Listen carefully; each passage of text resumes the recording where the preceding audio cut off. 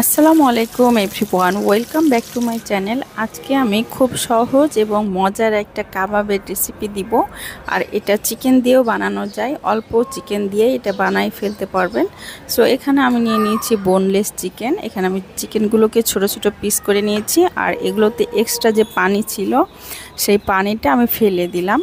এখন আমি দিয়ে দিলাম এটা হাফ চা চামচ করে ধনিয়া গুঁড়া, জিরা গুঁড়া, লবণ দিলাম 1 চা চামচ মতো। আর এখানে আমি মরিচগুলো পেঁয়াজের সাথে ভেজে নিয়েছিলাম।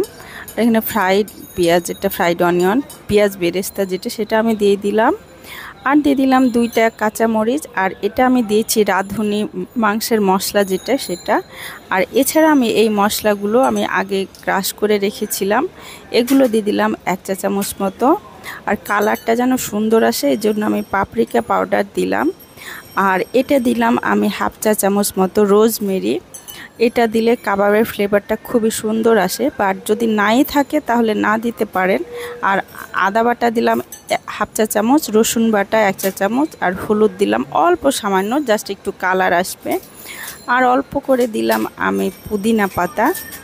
আর দিয়ে দিলাম বেসন 1 টেবিল চামচের একটু বেশি।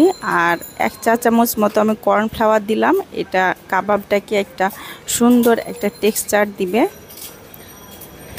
এখন আমি সব কিছু একসাথে ব্লেন্ড করে দিব। এখানে আমি তেল দিতে ভুলে গিয়েছিলাম, 1 চা চামচ মতো আমি তেল পরে আবার দিলাম।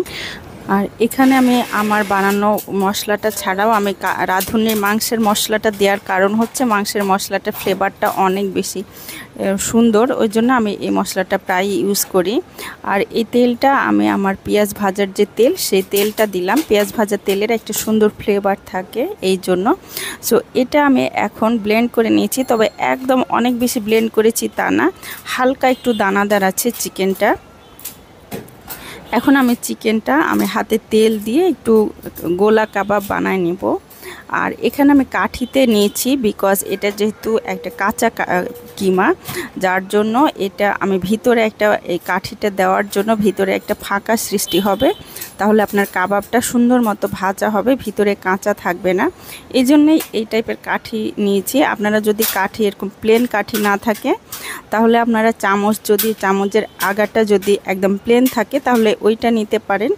যে কোনো একটা এই টাইপের একটা কিছু দিয়ে কাবাবটা বানাবেন, তাহলে ভিতরটা খুব সুন্দর মতো কুক হয়ে যাবে। আর এটা উপরটা একটু অমসৃণ করে রাখি, তাহলে কাবাবটা ভাজলে এবং দেখতেও একটা সুন্দর লাগে, যার জন্য একটু পুরোপুরি প্লেন করি না, একটু অমসৃণ করে আমি রেখে দিই। কাবাবটা বানানো খুবই সহজ, আপনারা একবার ট্রাই করে দেখতে পারেন। আর আমি যেসব মশলা দিয়েছি এই মশলাগুলোর জন্য কাবাবের ফ্লেভারটা খুবই সুন্দর আসে। সো আমার অল্প চিকেন দিয়ে আমার সবগুলো কাবাব বানানো হয়ে গিয়েছে। এখানে 10 পিস কাবাব হয়েছে আমার। আর এগুলো খুব একটা ছোটও হয়নি, বেশ বড় বড়ই ছিল। এখন আমি সরিষার তেল দিয়ে কাবাবটা ভেজে নিব। কাবাবের সাথে একটা সরিষার তেল দিয়ে ভাজলে কিন্তু ফ্লেভারটা খুব সুন্দর আসে, যার জন্য আমি সরিষার তেল দিয়ে ভেজে নিব। আর এটা অনেকক্ষণ ভাজবো তা না, অল্প আঁচে কাবাবটা যেন ভালো মতো ভিতর থেকে কুক হয়ে যায় এইভাবে ভাজবো। বাট বাইরের উপরেরটা যেন ক্রিস্পি হবে এমন না, কাবাবটা জাস্ট সেদ্ধ হওয়া পর্যন্তই আমি এটা ভেজেছিলাম। আমি 2 পাশ উল্টাই পাল্টাই ভেজে নিচ্ছি। আর এই কাবাবটা একটু ঝাল ঝাল হবে, যার জন্য আমি বেশ কাঁচামরিচ না সব কিছু মিলে বেশ ঝালের পরিমাণটা একটু বেশি দিয়েছিলাম। আর এটা কিন্তু আপনারা কাঁচা বানিয়ে ফ্রোজেন করে রাখতে পারেন, এটা অনেক দিন পর্যন্ত ফ্রোজেন থাকবে। আর এটা যখন তখন বানাই খেতে পারবেন, মজা লাগবে। এর আগে আমি আপনাদেরকে কয়লা দিয়ে স্মোকি করার সিস্টেমটা দেখিয়েছি, আজকে আমি এইভাবে দেখাই দিলাম। আপনাদের হাতের কাছে কম সময় থাকলে আপনারা এইভাবেও সাসলিক কাঠি দিয়ে কাবাবগুলো নিয়ে বানায় নিতে পারবেন। এখানে খুব সুন্দর স্মোকি একটা ফ্লেভার আসে, আর কাবাবের সাথে স্মোকি ফ্লেভারটা খুব মজা লাগে। সো আপনারা এই কাজটা করতে ভুলবেন না। আজকে খাবার জন্য শুধু 5 পিস ভেজেছি, অন্যগুলো আমি ফ্রোজেন করে রেখে দিয়েছি। আজকের আমার এই কাবাবের রেসিপিটা যদি আপনাদের ভালো লেগে থাকে তাহলে আমাকে একটু কমেন্ট করে জানাবেন, আর যদি ইচ্ছে হয় তাহলে একটা শেয়ার করে দিবেন। So thank you for watching.